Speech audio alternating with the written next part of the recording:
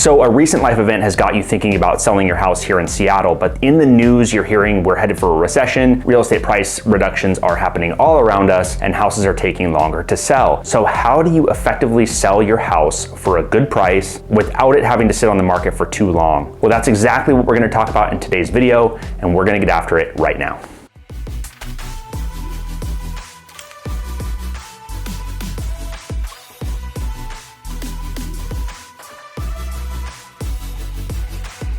Hey there, I'm Jordan Reeder, your Seattle area real estate agent, and every week I drop content about everything you need to know about moving to or living in the greater Seattle area. Now, there are infinite number of reasons for people to consider selling their house, but the commonality among all people who decide to move is that they simply encounter some type of life event. So if some sort of life event has happened in your life and you need to sell your house in the market that we're in today, then you'll need some tips and tricks so that your house sells quickly for the most money and doesn't sit on the market for too long.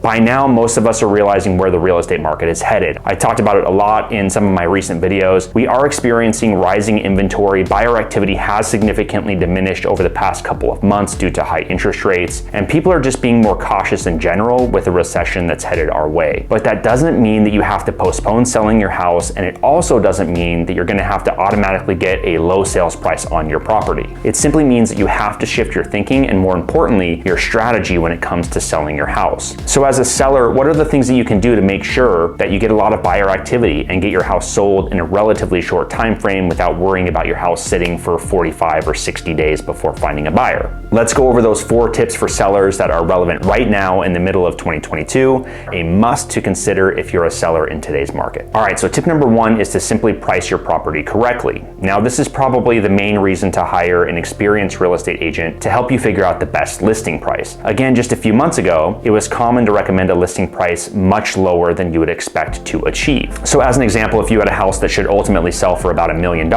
a good real estate agent might have recommended a listing price at or around $850,000 with an offer review date. And the goal was to get as many buyers into that house as possible and create a competitive environment for those buyers. When there's very little supply and tons of demand, we are telling those buyers, hey, you have to bring your highest and best offer to even compete, and typically you would see escalations hitting 10, 20, or even 30% or more above the asking price. Now, if you would have just listed that same property for what you expected to get it for, or the $1 million mark, you would have gotten way less buyer activity and created a less competitive environment for buyers, which would ultimately end up in a lower sales price and or the property sitting for much longer than you would have liked. Well, today is a little bit different. So now you want to price your home fairly, meaning that if the fair market value of your property is $1 million, you'd want to price it at or maybe a little bit below that price since the buyer pool has shrunk. The bottom line, give buyers a reason to come visit your property by listing it at a number that is fair given the market conditions that buyers are navigating through right now.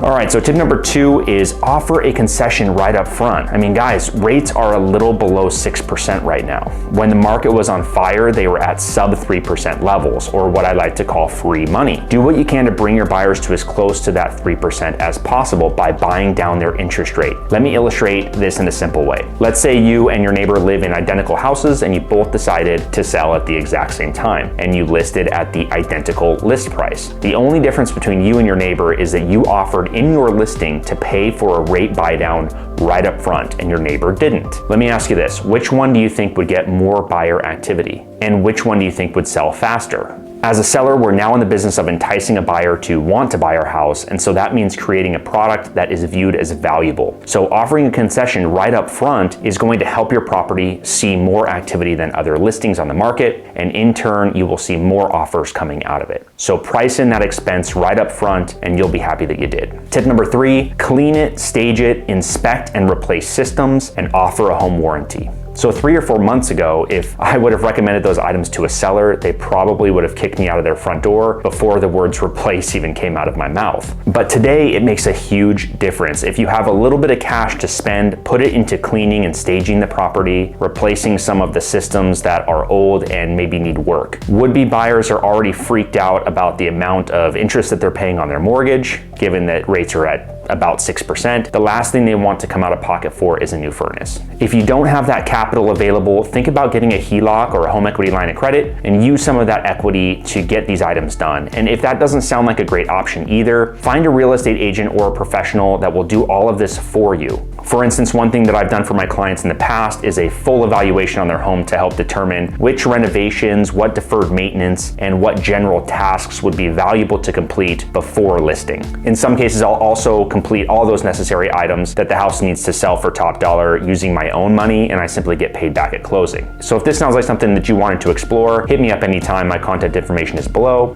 or you can find it at the end of the video. All right, tip number 4 is simply to advertise. Now, this word has not been in use much over the last few years. Why would a real estate agent have to take much time to advertise when there are so many buyers circling? Honestly, over the last few years, selling houses has been easy, but not anymore. Yes, it's still a seller's market, but that doesn't mean that a buyer is just going to be knocking down your door to buy. That's why advertising properly has become so important. So any views are good views, any eyes on your product is good to have, especially if you've taken my advice on the last 3 tips. When someone is on the fence trying to figure out whether to enter the market or hold off on buying during these uncertain times, getting a marketing message in front of them is crucial. When they find out that you're offering a concession to buy down their interest rate, minds can quickly be changed. Make sure that your real estate agent has a budget set aside to market your property on social media platforms and other online channels so that you can get your property exposed to thousands of potential buyers. I know this sounds like most agents have already been doing this, or they should be doing this, but the reality is most agents haven't needed to until now. So there you have it. It's still a seller's market. There are still buyers out there looking for houses that are marketed properly. And if a life event has pushed you to sell, these 4 tips should give you an edge over your competition. I hope you found at least some of these tips valuable. I'm going to go ahead and put my contact information right here. So if you have any questions, feel free to reach out anytime.